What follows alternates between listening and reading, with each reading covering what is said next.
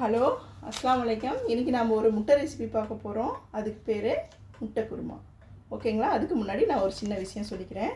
ஓரிடத்தில் நீ அவமானப்படுத்தப்பட்டால் அவ்விடத்திலிருந்து நிரந்தரமாகவே விலகிவிடு.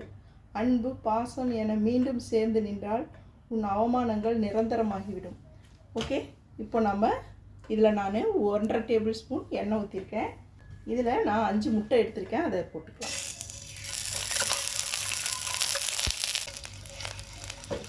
இப்போ முட்டை நல்லா செவந்துருச்சு. ஒரு 1/4 டீஸ்பூன் மிளகாத்தூள். அடுப்பை ஆஃப் பண்ணிவிடுங்க, அப்புறமா இதை போட்டுக்கோங்க. ஓகேங்களா? 1/4 டீஸ்பூன் மிளகாத்தூள், 1/4 டீஸ்பூன் மஞ்சள் தூள்,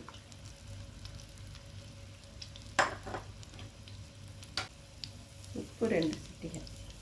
இதை அடுப்பை ஆஃப் பண்ணிவிட்டு செஞ்சுக்கோங்க, இல்லாட்டினா தீஞ்சு போயிடும். ஓகேங்களா? இந்த கலரிங் வரணுங்கிறதுக்காக தான்.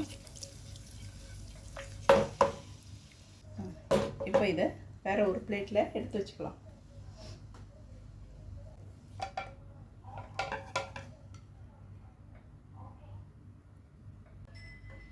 இப்போ இதில் ஒரு 1.5 டேபிள் ஸ்பூன் திருப்பி எண்ணெய் ஊற்றிருக்கேன். இதில் 2 வெங்காயம், சின்ன வெங்காயம் தான், 2 வெங்காயம் வெட்டி போட்டிருக்கேன்.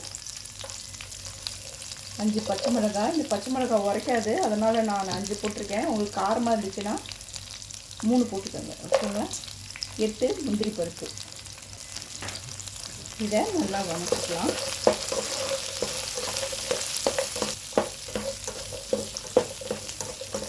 வெங்காயம், பச்சை மிளகாய், இந்த முந்திரி பருப்பு எல்லாம் நல்லா வதங்குற மாதிரி நல்லா வதக்கிக்கலாம். இப்போ இதில் 1 டீஸ்பூன் ஜிஞ்சர் கார்லிக் பேஸ்ட் போட்டுக்கலாம். ஓகே, இது நல்லா வதங்கிடுச்சு. இதை எடுத்து மிக்சியில் போட்டு அரைச்சிக்கலாம். ஓகேங்களா? இதை நான் அடுப்பை ஆஃப் பண்ணிட்டேன்.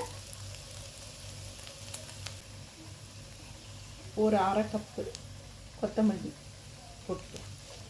இது ஒன்றும் வதங்க தேவையில்லை, அப்படியே பச்சையாகவே அரைச்சிக்கலாம். நான் இது ஆறின உடனே அதில் மிக்சியில் போட்டு அரைச்சிட்டு உங்கள்கிட்ட நான் காமிக்கிறேன். ஓகே, இப்போது அதே சட்டியில் 2 பட்டை, 2 ஏலக்காய், 3 கிராம்பு போட்டிருக்கோம். இது நல்லா வறுக்கட்டும். இப்போது வெடிச்சிருச்சு. இப்போ நம்ம அரைச்சோம்ல அந்த பேஸ்ட்டு, அதை நம்ம இதில் ஊற்றிக்கலாம். இப்போ இதில் 1/2 டீஸ்பூன் மிளகாத்தூள், 1 டீஸ்பூன் ஜீரகத்தூள், 1/2 டீஸ்பூன் மிளகுத்தூள், 1/2 டீஸ்பூன் கரம் மசாலா, ஒரு சின்ன சிட்டிகை, அதாவது ஒரு 1/4 டீஸ்பூனுக்கும் கம்மியாக மஞ்சத்தூள் போட்டுக்கோங்க. ஓகே, நம்ம முதலே பச்சை மிளகா போட்டிருக்கோம், அதனால் மிளகாத்தூள் கொஞ்சம் கம்மியாகவே போட்டுக்கோங்க. அப்புறம் முட்டையிலையும் வேறு மிளகாத்தூள் போட்டிருக்கோம், அதனால் கம்மியாக போட்டுக்கோங்க.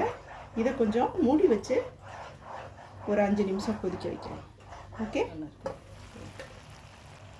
இப்போது இது ஒரு 3 நிமிஷம் கொதிச்சிருச்சு.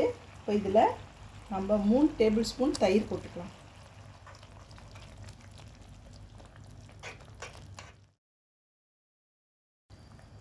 க்ரீமு 2 டேபிள் ஸ்பூன் போட்டுக்கலாம்.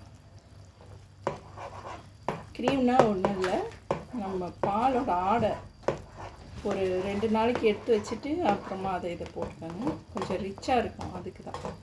அதை நல்லா மிக்சியில் போட்டு அடிச்சிங்கன்னா இந்த மாதிரி க்ரீம் ஆகிடும். அதை எடுத்து இதில் போட்டுக்கோங்க. இப்போ இதை இன்னும் ஒரு 2 நிமிஷம் மூடி வைக்கலாம். இப்போது நம்மளோட மசாலா ரெடி ஆகிடுச்சு. இதில் உங்களுக்கு உப்பு எல்லாம் எப்படி கரெக்டாக இருக்கா என்னன்னு பார்த்துக்கோங்க. இப்போது நம்ம வறுத்து வச்சோல்ல அந்த முட்டையை இதில் போட்டுக்கலாம். நம்மளோட முட்டை குருமா ரெடி ஆகிடுச்சு. இதை நீங்கள் சப்பாத்திக்கு யூஸ் பண்ணிக்கலாம், பரோட்டாக்கு, நானுக்கு, வேறு எது வேணாலும் உங்களுக்கு யூஸ் பண்ணிக்கலாம். ப்ரெட்டுக்கு கூட நீங்கள் வச்சு சாப்பிடலாம். அப்புறம் சாப்பாட்டுக்கும் நீங்கள் வேணும்னா பிடிச்சிருந்துச்சுன்னா நீங்கள் அதுக்கும் போட்டுக்கலாம். எல்லாத்துக்குமே இது சூட் ஆகும். உங்களுக்கு என்னோடய வீடியோலாம் பிடிச்சிருந்துச்சுன்னா லைக் பண்ணுங்கள், ஷேர் பண்ணுங்கள், சப்ஸ்கிரைப் பண்ணுங்கள். நான் அடுத்த வீடியோவில் உங்களை சந்திக்கிறேன். ஓகே.